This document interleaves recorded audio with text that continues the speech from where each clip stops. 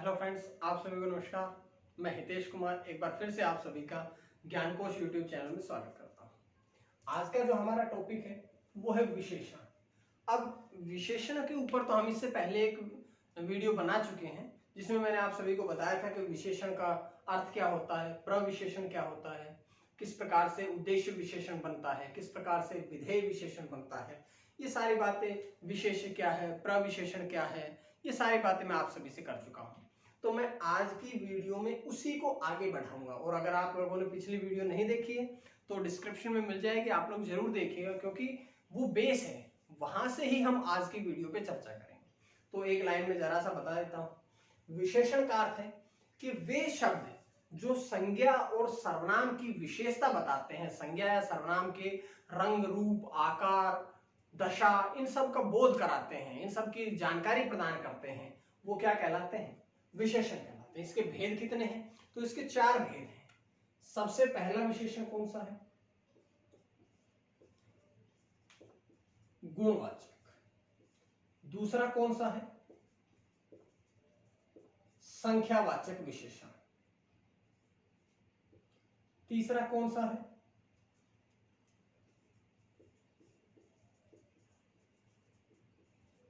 परिमाणवाचक विशेषण। और अंतिम कौन सा होता है?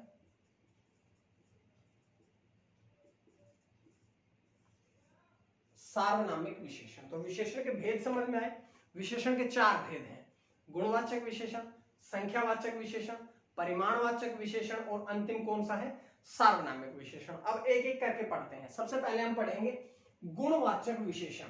तो जैसा कि गुणवाचक में लिखा ही है गुण, कि जो किसी भी संज्ञा या सर्वनाम के केवल गुण ही नहीं बल्कि गुण के साथ साथ में दोष का भी बोध कराए। जैसे हम कहें कि वह अच्छा लड़का है, तो अच्छा शब्द जो है ये किसी भी व्यक्ति या वस्तु के गुण के बारे में बताता है। वह होशियार है, वह चतुर है, वह तेज है। तो ये सारे के सारे जो शब्द है ये किसी भी व्यक्ति या वस्तु के गुणों का बताते हैं। लेकिन ये भी तो कह सकते हैं कि वह बुरा है, वह चोर है। तो ये सारे के सारे गुण के साथ साथ में वे संज्ञा और सर्वनाम शब्दों के गुण दोष के बोध कराएंगे। वो सारे के सारे क्या कहलाएंगे?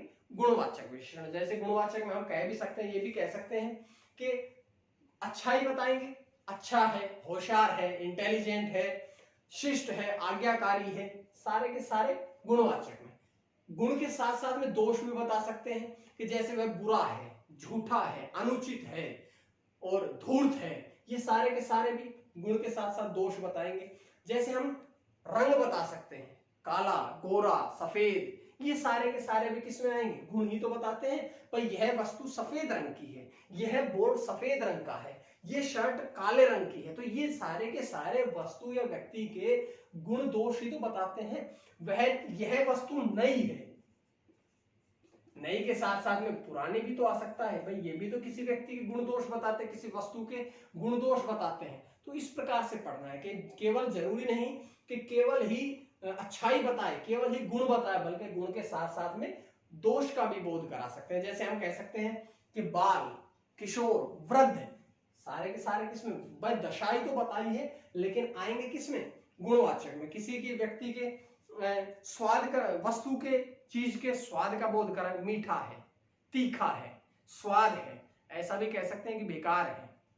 क्या बताया? दोष बताया। तो जो गुण एवं दोष का बोध कराते हैं वो क्या कहलाते हैं? गुणवाचक विशेषण। दूसरा आता है संख्यावाचक। नाम से ही पता है संख्या, कि जो विशेषण शब्द संज्ञा या सर्वनाम की संख्या का बोध कराए। जैसे मैं कहूं आपसे कि 10 रुपए, 5 आदमी, 20 पेन, 100 किताबें, 10 ब्लैकबोर्ड, 50 मार्कर। तो ये सारे के सारे संख्याओं का जो बोध कराते हैं वो क्या कहलाते हैं? संख्यावाचक। लेकिन जरूरी नहीं है कि इसी प्रकार से आए। आपसे कहे कि कुछ रुपए, तो फिर आप किसमें लिखेंगे? आपसे कहें कि ज्यादा आदमी, बहुत ज्यादा आदमी, या बहुत कम आदमी, या थोड़े से आदमी, तो वो किसमें रखेंगे आप?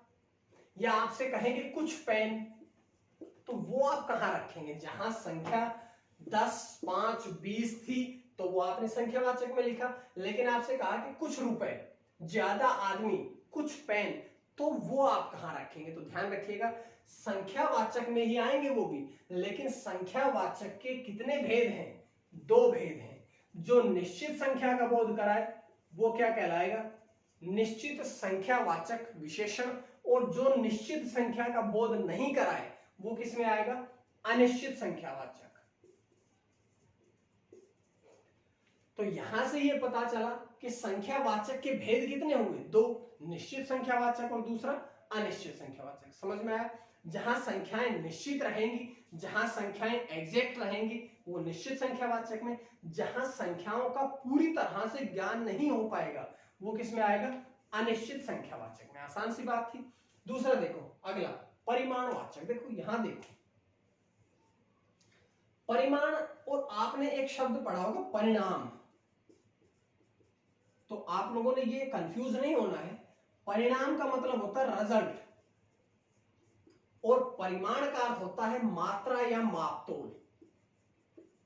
इस प्रकार से यहां संख्याओं को गिना था, जिन संज्ञा या सर्वनाम शब्दों को गिना जा सके वो संख्या में आया था, लेकिन जिनका मापतोल या मात्रा का बोध कराते हैं, जो शब्द संज्ञा या सर्वनाम की संख्या का बोध कराए वो संख्यावाचक में, और जो शब्द संज्ञा या सर्वनाम की मात्रा का, मापतोल का बोध कराएगा वो क्या कहलाएगा?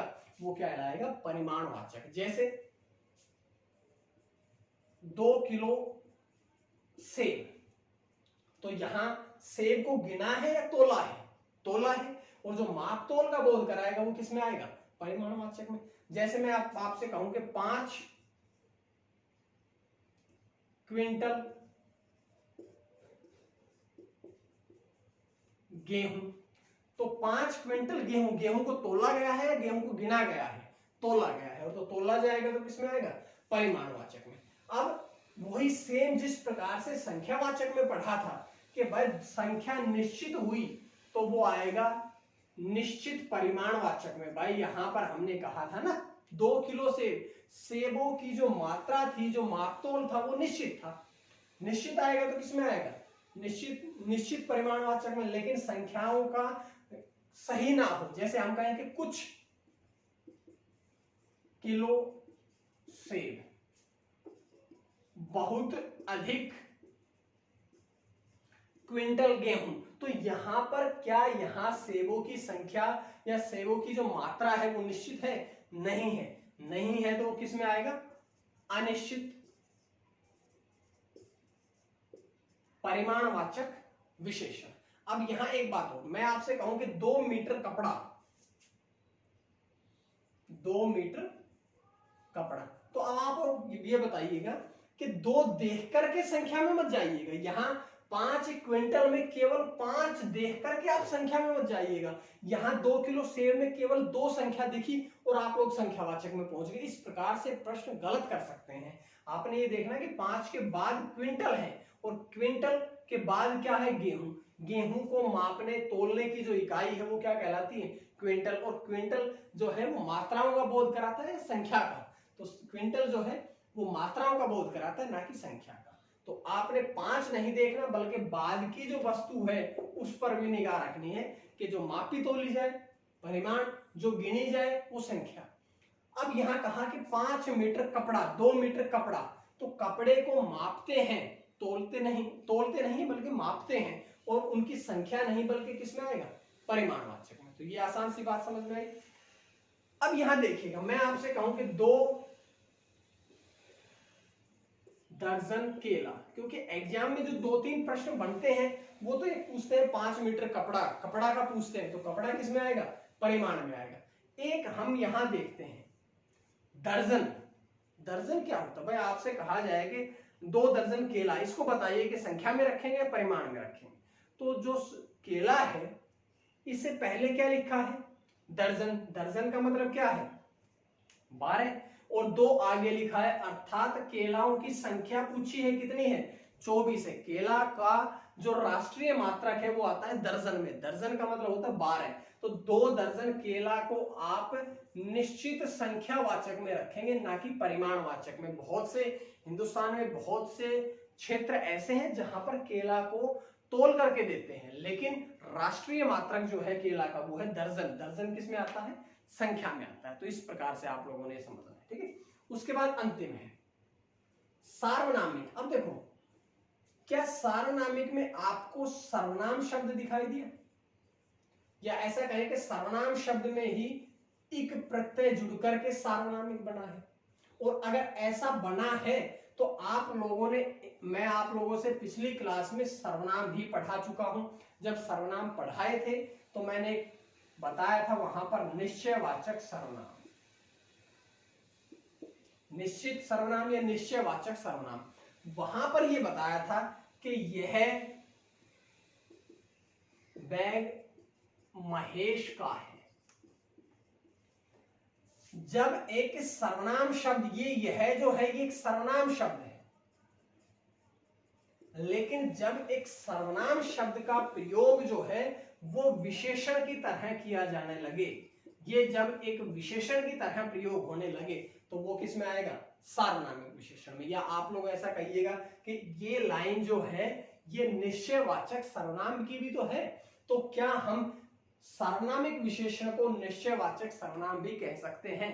तो हाँ, हम कह सकते हैं। लेकिन आपने ये प्रश्न देखना है कि वहां पर आपसे विशेषण पूछा गया है या सर्वनाम पूछा गया है। इसी वाक्य में अगर आपसे पूछा जाए विशेषण कौन सा है तो सार्वनामिक विशेषण है, और अगर आपसे पूछा जाए सर्वनाम कौन सा है तो निश्चयवाचक सर्वनाम है। इस प्रकार से। अब देखो एक चीज और, जो सार्वनामिक विशेषण है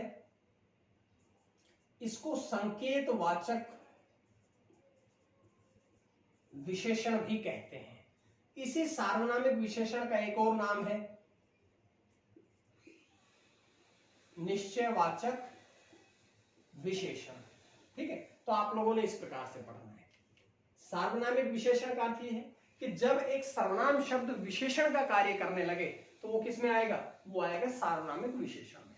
उसके बाद ये देखिएगा कि सार्वनामिक विशेषण का एक और नाम है संकेतवाचक विशेषण। संकेतवाचक विशेषण के साथ एक और नाम है इसका निश्चयवाचक विशेषण।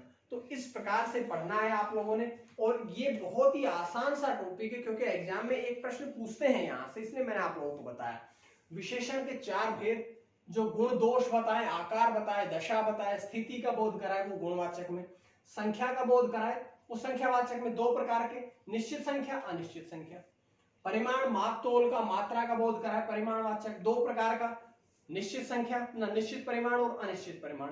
जब एक सर्वनाम विशेषण का कार्य करने लगे तो किसमें आएगा? वो सार्वनामिक विशेषण में। तो इस प्रकार से ये आप लोगों का विशेषण टॉपिक है ये भी खत्म होता है। उम्मीद है आप सभी को वीडियो पसंद आई होगी, और अगर आपको वीडियो पसंद आई तो आप लोग ज्ञानकोश यूट्यूब चैनल से जुड़े रहिएगा ताकि आपको और भी वीडियोज इसी प्रकार से मिलती रहे। मां सरस्वती की कृपा आप सभी पर बनी रहे। आप सभी का आज के लिए बहुत बहुत धन्यवाद।